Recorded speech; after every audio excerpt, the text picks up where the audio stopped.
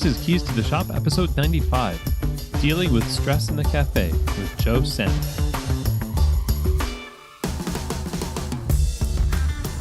Hey everybody, and welcome to another episode of Keys to the Shop, where we give you insights, inspiration, and the tools you need to grow as a coffee service professional. My name is Chris DiFirio. I'm your host for the show, and I'm excited to have you along today to learn about ways that we can deal with stress in the cafe. The stress that you have working a shift or being a leader in the cafe, an owner. We cover a lot of different things that will, I think, be pretty helpful to you as we talk with our very special guest, Joe Sanok, a counselor and psychologist based in Traverse City, Michigan, who also happens to have the #1 podcast out there for people practicing psychology and counseling. So I think today's conversation will be helpful, and hopefully you will walk away with some tips on ways that you can kind of lessen and also manage the stress that comes with our job in the service industry, which is plentiful. So yeah, I want to thank our sponsors here, Keys to the Shop. So grateful for them. Prima Coffee. Let's start with Prima Coffee. Such a great company. They are a specialty coffee equipment supplier. They're based out of Louisville, Kentucky. And ever since their company was founded, they've just made it their mission to provide the best equipment available both to the general public and to businesses alike. Their focus in all of their endeavors is on curating the best equipment for every need their customers could have. So that goes from grinders to espresso machines, under-counter refrigeration, large commercial units down to small units. They have pretty much anything you can think of or anything that you need. And they also put a big emphasis on having the expertise to help their customers get the right gear to fit every situation they encounter. So there's a lot of resources on their website. I highly encourage you to go to prima-coffee.com to learn more about ways they can help you run a successful business, upgrade your equipment, get you the right package of equipment for your soon-to-open coffee shop. There's a lot of things that they can do for you. So again, prima-coffee.com. Tell them you were sent by Keys to the Shop, and my thanks to Prima for their support of Keys to the Shop. So also a big thank you to our sponsor, Pacific Foods. Of course, they're the ones behind the Barista Series line of non-dairy performance beverages, which are designed specifically for professional baristas and the standards for excellence that they demand. So whether you want almond, soy, coconut, rice, or their brand new oat milk, its ability to take the heat of steaming, produce an unmatched silky texture, and keep the flavor balance focused on the coffee makes the Barista Series a perfect choice for your cafe's menu. Pacific, of course, is a big supporter of the specialty coffee community, and this is just a fantastic product. I highly recommend it. They serve the needs of the specialty community very well. So go to pacificfoods.com to learn more about the Barista line of non-dairy performance beverages and what they can do to help elevate the offerings of non-dairy options in your cafe. Thank you again, Pacific, for your support of Keys to the Shop. So stress is no stranger to us. If you work in coffee, you obviously have dealt with either a little bit or a lot of stress, and probably, I would imagine, the latter, as have I. And you know the feeling where you're just working the bar, you're going from thing to thing, you're taking questions and orders, and there's just a lot going on from every direction. You're short of breath. Personally don't breathe very well in the bar. All of this, like the physical, the mental, the emotional labor of working in a coffee shop, can really get to you. There's a lot that can happen, and caffeine also, by the way, doesn't make our lives too much easier with the stress. So this subject is really always something that we need to be focusing on for our personal health and well-being. And of course, we're talking with somebody today who knows a thing or two about how to manage stress and deal with it, and even kind of stop it from coming up as much to begin with. So Joe Sanok has over 10 years of professional counseling experience with at-risk youth, families, and couples. His practice is called Mental Wellness Counseling, based in Traverse City, Michigan. In 2012, after learning a lot about opening his own practice and working with people and succeeding in business, Joe started Practice of the Practice blog, which is now a #1 podcast in iTunes at 300 episodes. And congratulations to Joe for that. That's huge. Somebody just almost at 100 here. I know that's quite a feat. But the podcast in Practice of the Practice is designed to basically help counselors and clinicians, psychologists, people who have practices for mental wellness to grow and succeed in their businesses. It's also applicable to any business really. So if you are an owner or going to be an owner or leader in a business, it's probably a good idea to subscribe to Joe's podcast. Joe loves to help people through both his practice and his consulting through Practice of the Practice. And today he brings us some really great perspectives on stress, both from the perspective of the staff and leaders. So it's a great conversation. I'm a big fan of the insights and tips and thoughts that he has around the ideas of stress and stress management. So without further ado, let's get right into the conversation with the host of the Practice podcast, Joe Sanok.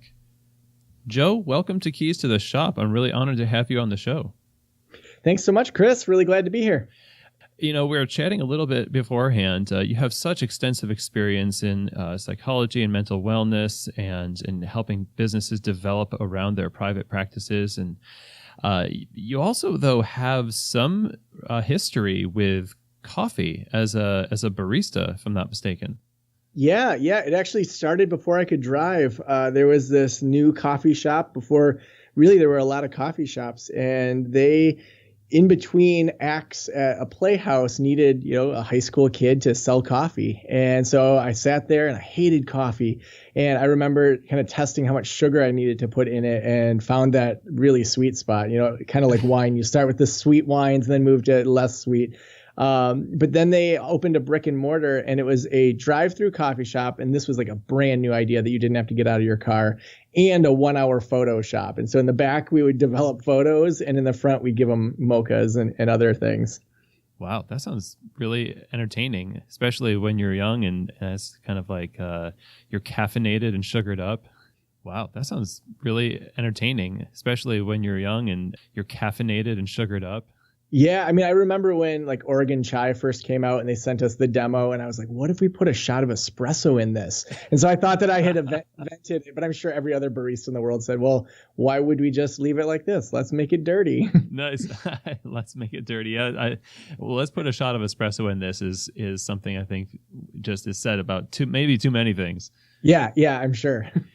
And so there's a little bit of a history in coffee. That's really cool. And the topic we're talking about is such a needed thing, especially when it comes to services. No doubt you've experienced in those settings. And of course, in your own practice, also working with other businesses around counseling and psychology, stress and what it does to our bodies and how we can function at work.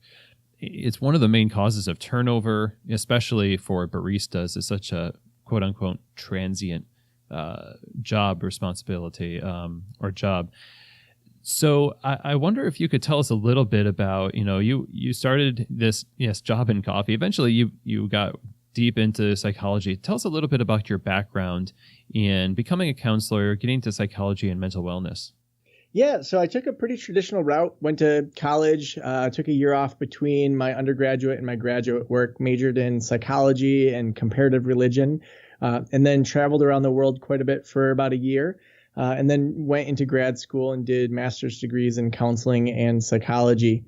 And after that, just joined the typical kind of nonprofit route. I didn't really realize there was anything that I could do other than kind of follow the route that I'd been handed, and then slowly moved up into community mental health and then community college work. Kind of in the counseling space, those steps are very kind of natural. You start getting paid hardly anything in the nonprofit. You might then get a government job with CMH, and then luckily you get to land this job at a community college where the stress is much less. But kind of that whole way through, I knew that I wanted to try some other things out. And so I launched a counseling private practice as a side gig just to pay off student loan debt. And in that process, it grew really quickly, and I started blogging about what I was learning about business. These things that no one ever teaches us, and probably similar to owning a coffee shop. You may have a love for coffee, you may have a love for kind of creating an environment for people, but the business side of things may not be something that we were taught. I just started blogging and then podcasting about what I was learning. And over time, it went from just sharing what I was learning to then coaching people, consulting with people, having mastermind groups, and helping a lot of businesses even outside of just the counseling space to maximize what they can do to scale beyond just that single person that owns the business. What drew you to the world of counseling to begin with? You work with at-risk youth. You work in this field is not for everybody. There's dealing with people's trauma and their stress and things that are oftentimes life and death. What is the draw for you, and what is your kind of mission within that field in helping people? Yeah, I think it started with my dad's a psychologist, and he was a school psychologist, and I saw that he had a lot of freedom kind of within that role, had summers off. So my initial interest, like many of us, we see the world that we're raised in and think, well, that sounds interesting. And we kind of start there. But then when I looked at school psychology and I had some jobs within the school system, for me, I just knew that wasn't a fit. And part of that, just being at someplace at 7:30 in the morning, didn't really fit with just my natural timing of wakefulness. And so did those jobs for a bit and then realized that there was this whole field of experiential approaches to therapy. So wilderness therapy, high ropes courses, things like that. And I've always had this love of nature, of being outside, and saw that really kind of in the late 90s and 2000s that a lot of the kids were being less and less exposed to nature, and nature was really being vilified. And whether it's movies where there's kidnappings or murder scenes or whatever, where nature becomes this scary place, I've noticed that people started being indoors more and more. And so through most of graduate school, the papers I wrote were in regards to kind of nature's effect on our mental health and our stress. And so after grad school, when I moved back to Traverse City, Michigan, I started a therapeutic sailing program for at-risk kids, where we would take these at-risk kids that were on probation, they had stolen cars, they were in foster care. And we had a boat that was donated to us that was this traditionally rigged old wooden sailboat, same style as the 1800s. Like when you picture a pirate ship, you're picturing the exact right thing. Oh, wow. And the only replica of which the Kennedy family owns. And so we had this amazing boat, and these kids that had been told, we don't trust you by society, they had been given very little power and control, are told by the end of this week, you're going to be sailing this 5-ton sailboat and pulling it into the harbor without the captain, without the therapist, that it's going to be all you guys pulling it in. To the point that if the captain fell overboard, you would know how to do a man overboard drill, get him safely out of the water, keep the sailboat from flipping, do all of these things. And it was amazing to see the results in these kids who had zero power. Often we knew that about 99% of them would have no reoccurrence of probationary activities in the next 6 months. We saw an 80% drop in their symptoms in that week. I think part of it was this combination of you're in nature every day. When you think about the average teenager, just the amount of energy to expend in a day, they have a lot of pent up energy. And so if they're not expending that, where's it going to come out? It's going to come out in behavior issues, in frustrations, in a lot of different ways. And so these kids, they were on the boat early in the morning. We're running this boat. You're in the sun. You're out in nature. You're swimming. We're going for hikes and making all their own food. And so then they're able to kind of live in tune with what their bodies and nature already had. So they would actually sleep at night. And when you sleep more and have better quality sleep, we see mental health symptoms go down, stress goes down, all these benefits of just sleeping. When you have that exercise, we know that releases endorphins in the brain. We know that when we have a sense of purpose and a sense of community, that naturally drops depression and anxiety. So all these things that were natural, we didn't medicate them. They still took their medications, when they were back with their foster parents each night. But they were having all these unintended consequences from just living a life of adventure for a week.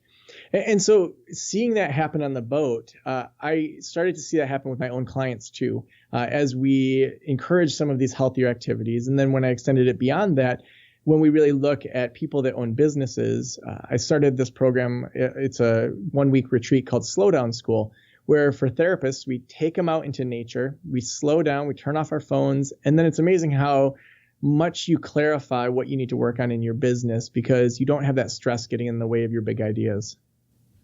Wow, that's impressive. What a difference that does make. I've even in my own limited experience in the outdoors. I wouldn't say I'm outdoorsy, but it just anytime you go on a hike and you get out there outside of your cycle routine of indoor lighting, indoor air, etc., it really does enliven you. And it seems like there's a rediscovering of yourself and the senses that really help you be healthy. That like when you're pulling a shift as a barista or you're a manager and you're laboring over spreadsheets, you just don't feel like yourself at the end of a 8-hour day or a 12-hour day.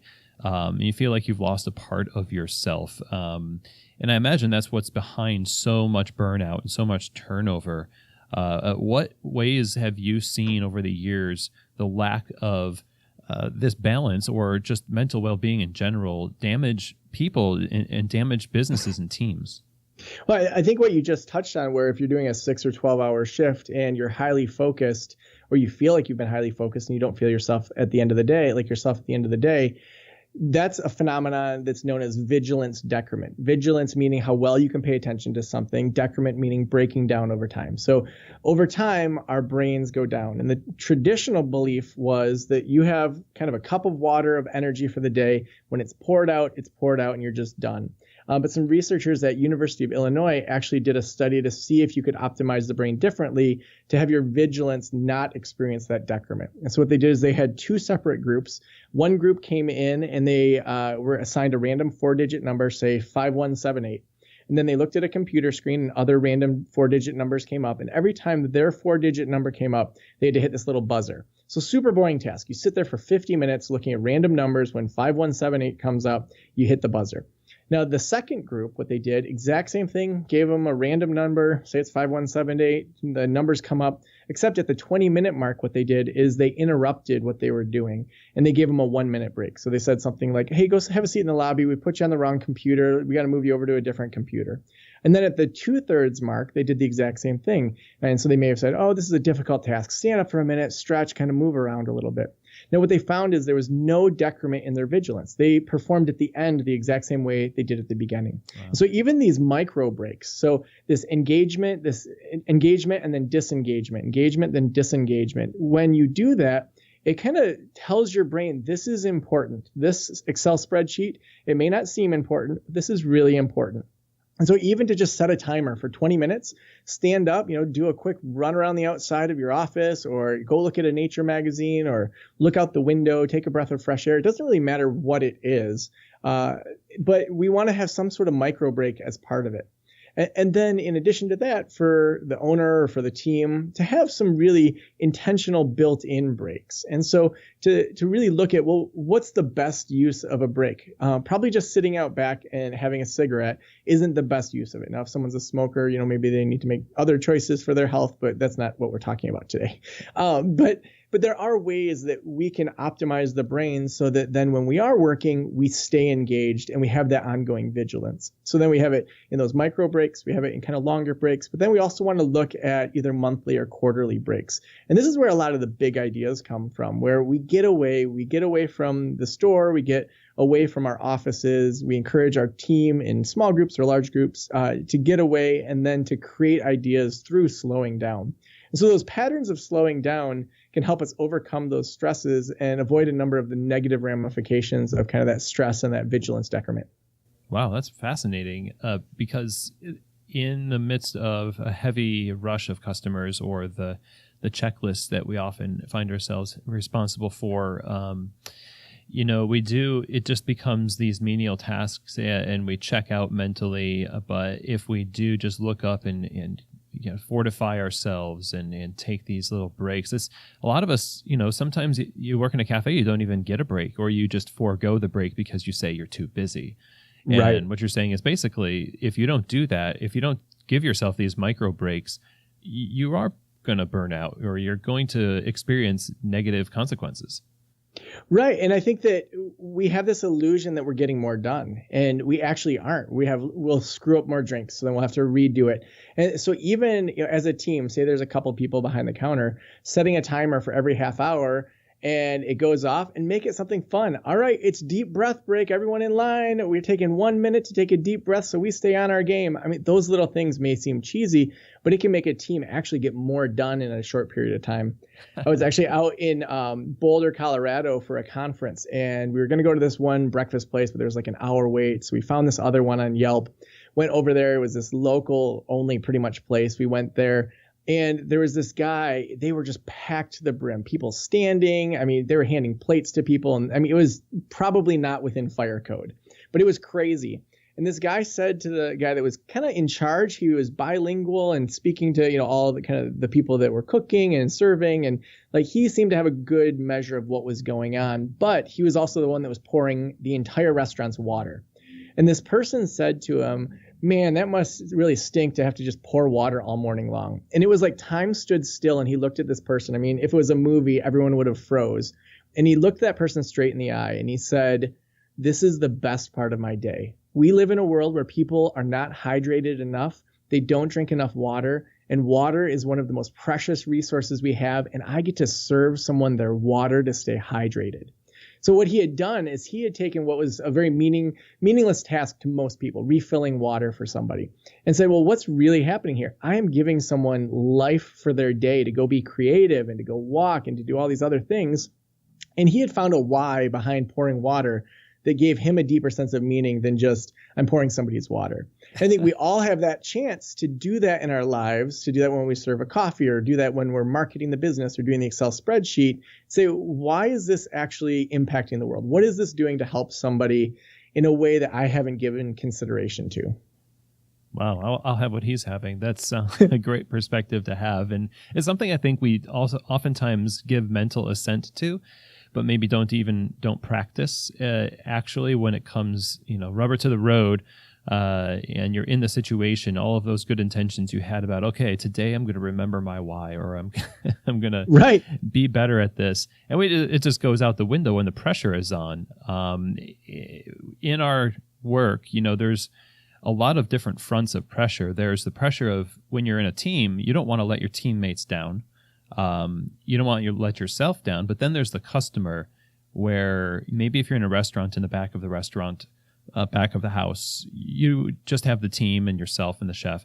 The customers aren't necessarily breathing down your neck watching you make their dish. But in coffee, we have people staring at us, watching us mess up or do well. So there's this two-front pressure, and it causes us to have this self-talk, and oftentimes that's negative self-talk. What is the cause of this type of, I guess it's performance anxiety, or stress from performance related stress? What is behind these kinds of things? Like, I don't want to disappoint, fill in the blank. Yeah, I think I would start with that. There's internal and there's external, individually, but then also within the business. So we'll start with the person. So internal stress or anxiety is going to come from our own internal self-talk. It's going to come from, did I get the kids to school late this morning and I was running late and I'm anxious? Are there things going on in my personal life that I bring to work? So those internal things, the more that we as individuals, but also we as managers or owners can recognize, without being a therapist to our employees, but to recognize that impacts people. And so we've got the internal. Then we have the external, which that would be more kind of the individual people that are ordering coffees, the individual stresses that are outside of us. So then the answer for that is going to be more of our kind of self-soothing techniques. So taking deep breaths. We know that our deep breaths happen so little throughout our day. On average, we only breathe about 40% of what our lung capacity is, which means we have nasty old air sitting in our lungs all day, and then we wonder why we don't get enough oxygen to think clearly. And so those little things may seem little, but we actually biologically can change our brains if we are taking deep breaths, if we're slowing down a little bit. Now, the internal with our negative self-talk, in psychology, we call that thought distortions. And there's this whole field of cognitive behavioral psychology that addresses these thought distortions. So some examples of those, there's many, but are all or nothing thinking. Like, if I don't get this coffee right, these people are going to be so mad at me. Now, is that accurate? If we really paused that moment when that person thinks that, is that true that all these people are going to be mad at you? No, there might be a jerk that's in line that's going to be a big a-hole. But is every person going to be mad at you? Or are they going to walk into a coffee shop and see 15 people and say, you know what? I walked in at a time it's busy. I'm going to just stand in line. So we need to kind of address these things like all or nothing thinking. Other examples are magnifying. Like if I screw up one more drink, then my boss is going to fire me, and then I'm not going to be able to finish college, and then I'm never going to get a job beyond college. And so we magnify things. And so outside of that stress, not in the midst of that stress, because that's one of the worst times for us to try to make these decisions, we need to practice these things that we know will help us during the times of stress.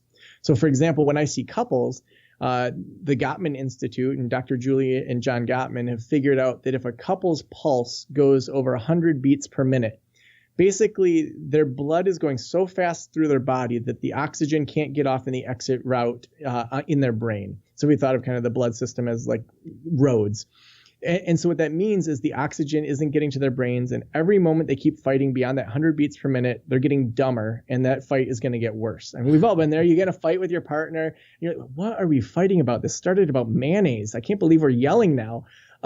So that same is true that if we're in the midst of things going crazy at the shop, and we're making the coffees, we're getting things going, if our heart rate is above 100 beats per minute, right then is going to be the toughest time for us to think clearly and to really be able to make good decisions. So we need to pull ourselves back down to baseline as best as possible. Is that similar to, or is that the amygdala hijack that I've heard about? Yeah, it's very similar to that. I mean, the more stress we're under, the more primitive our brain gets. And so when we have a oxygenation rate of 95% or higher, and our blood, our beats per minute is below 100, we're going to be about as focused as we can be. Now, as our heart rate goes up, our stress goes up, the release of kind of all the things in our brain goes through the roof. If we keep that pace up, that makes it a lot harder to really make good decisions. Now, there are some arguments about having temporary moments of flow where we really get in the zone, and maybe your heart rate's up during that time, but it's just not always sustainable. Mm-hmm. And maybe a good idea to forego the actual processing of that information until a time where you're on a break or something like that, or after that shift, and then assess it. Yeah, and then I would switch into, so we did the internal, external individually. I would then also look at the internal and external in regards to the business. And so internally, we want to look at systems that make it easiest for people to make great decisions. So there's an awesome coffee shop in Kalamazoo, Michigan called Water Street Coffee Joint. And I first visited it when I was on a college tour. My wife ended up working there years later as a manager. So they systematize things in an amazing way where at different levels, you take different tests so that you really understand the processes of Water Street, as well as the different bean variations. I mean, their onboarding is insane. But what they get is they get a much higher and consistent product. It's a higher quality product with more consistency.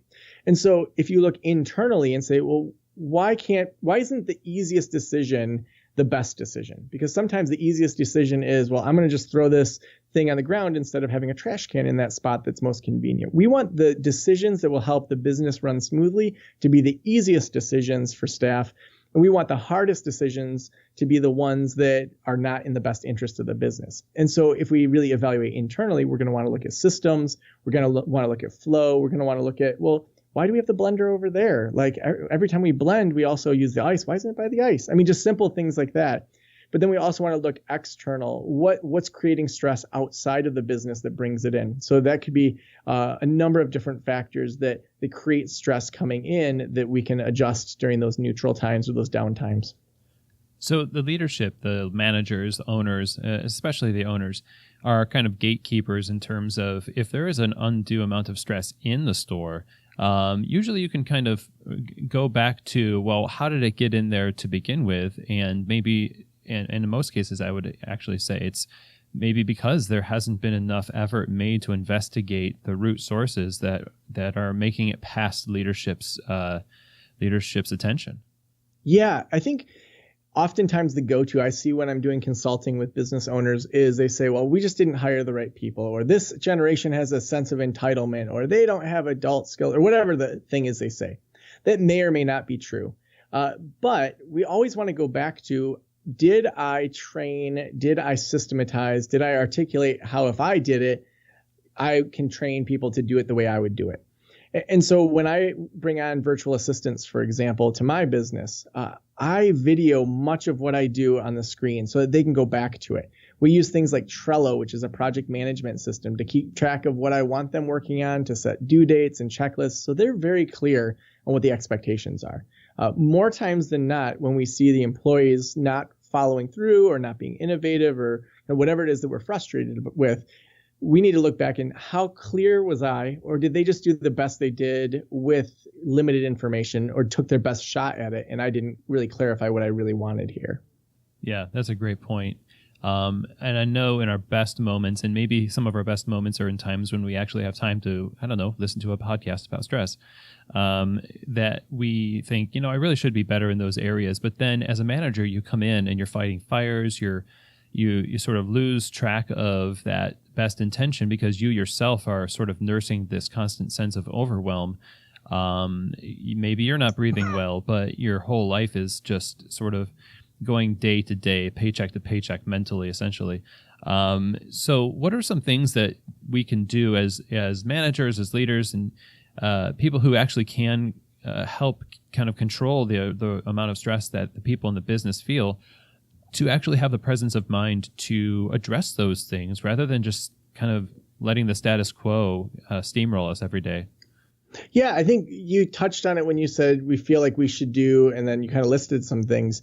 If we even think of our own lives, like I should probably work out more, or someone wants to eat healthier, or they want to stop biting their fingernails, or whatever their personal development is. When we look at just that part of it, that's not super compelling. Our motivation in our brains doesn't move towards weight loss or move towards a healthier lifestyle just because we say, I should do that. Instead, we want to look at, well, what if that happened, would the outcome be? So if I walked in on a Monday and after the weekend, everything was stocked how it was supposed to be, there weren't fires to put out, and things were clicking along a little bit better, like what would be different in my life? Well, I might feel happier. I might feel like I'm a real business owner instead of, one that feels like I have this sense of I'm just kind of a poser here. I'm not a real business owner yet. Or like if we can really identify the why of that change, that then helps us move towards that, because that why is way more compelling. So say the owner says, I wish I just felt like I had a handle on the business and there weren't as many fires.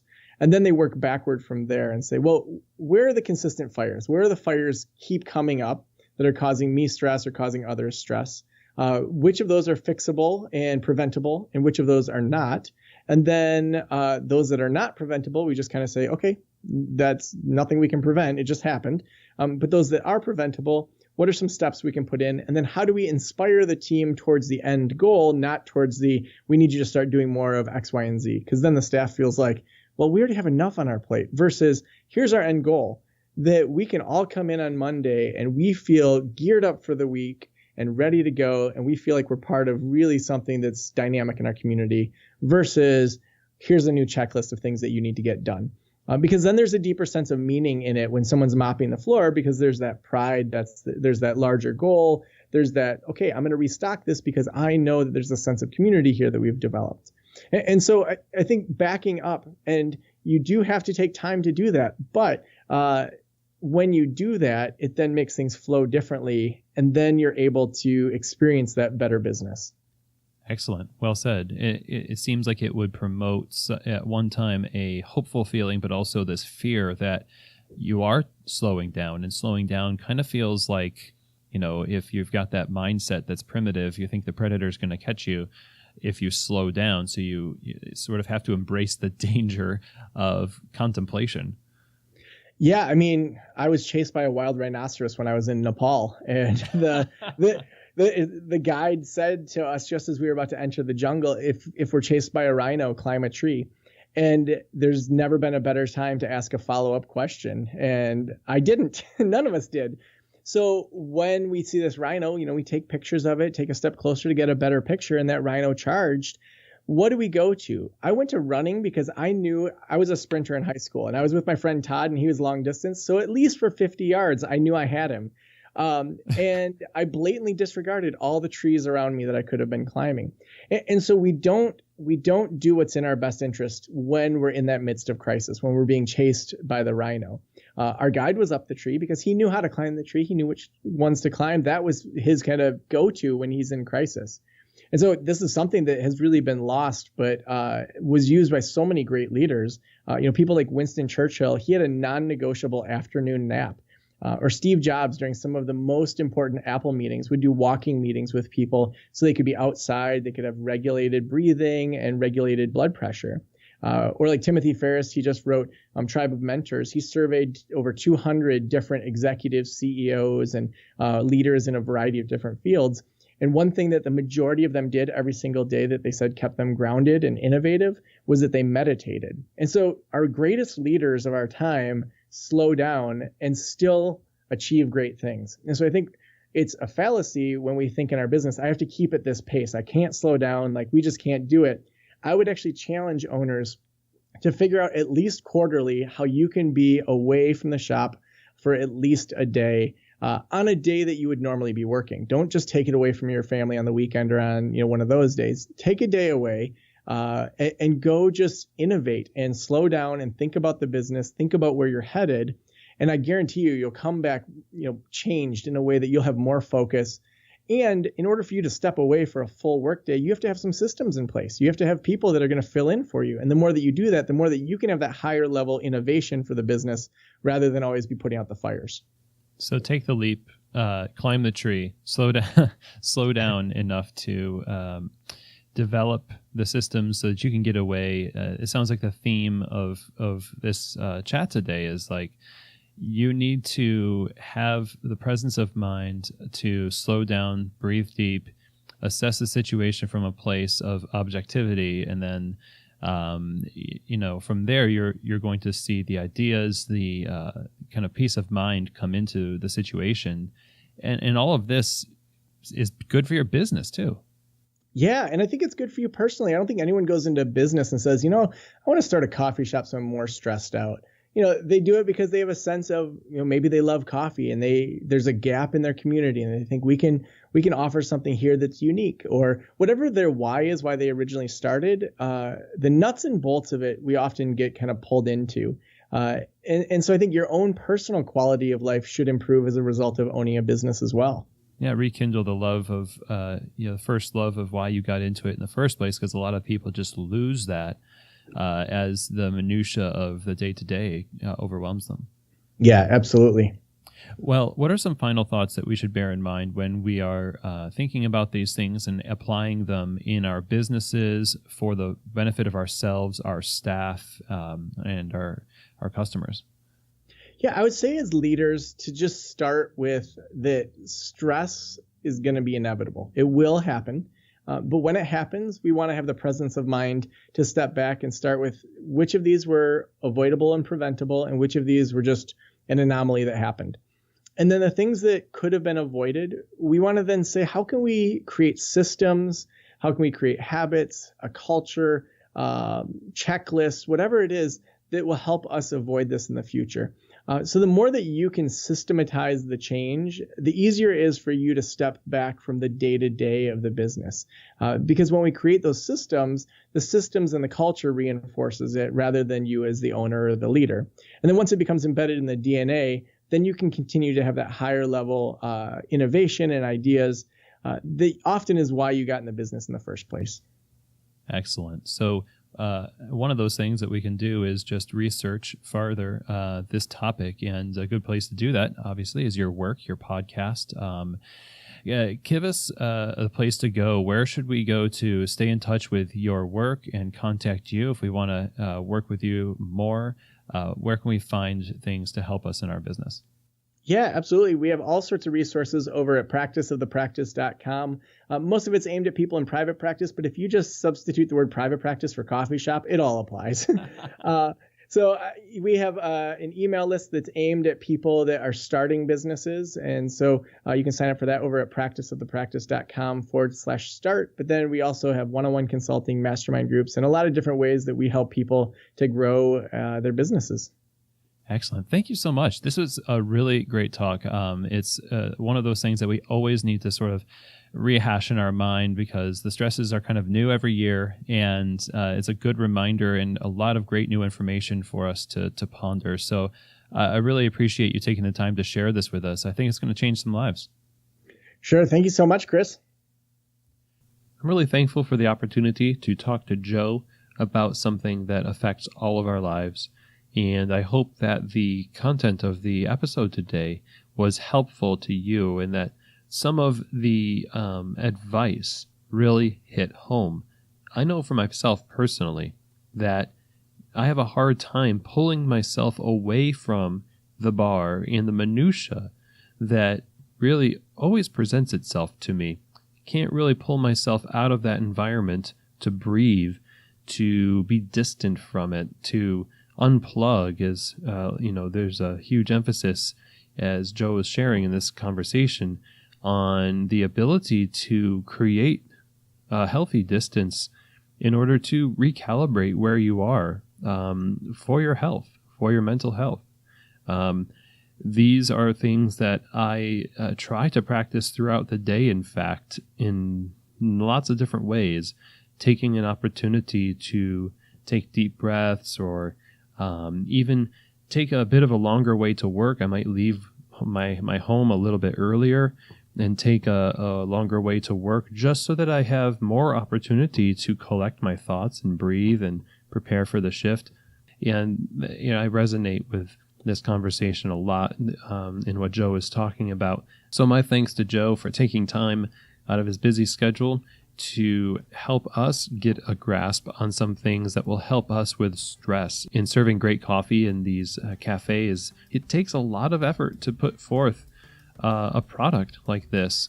And if we want to be doing this for a long time, we need to be aware of stress and ways that we can manage it. So thank you, Joe, for helping us down the path of doing just that. Now, if you want the show notes for this episode, go to keystotheshop.com, and on the sidebar, there is a place for you to enter your email, and you can be signed up when you enter your email to receive a newsletter on a weekly basis that has the show notes for each episode, and those show notes are basically the key takeaways in a very easy to read format that we talked about in the conversations and in the episodes. So it's a handy reference for you, but it also includes the links to resources mentioned, the contact information for the guests and their businesses, etc. Just a really great thing to have. And the newsletter also will have information about what's going on with Keys to the Shop, maybe events that might be coming up where you might be doing some live podcasting, going to things like Coffee Fest, maybe some things going on with Keys to the Shop consulting and different things being offered there. So if you want to reach out to me, it's chris@keystotheshop.com. That is my email address, chris@keystotheshop.com. I'd love to hear any feedback that you have for me, some comments or questions and things like that. So I really look forward to hearing from you, chris@keystotheshop.com. And that's it for today's episode. I appreciate you taking time to listen. I'm really just honored that you have made Keys to the Shop a part of your professional journey, and I hope that this episode today has truly given you keys to the shop.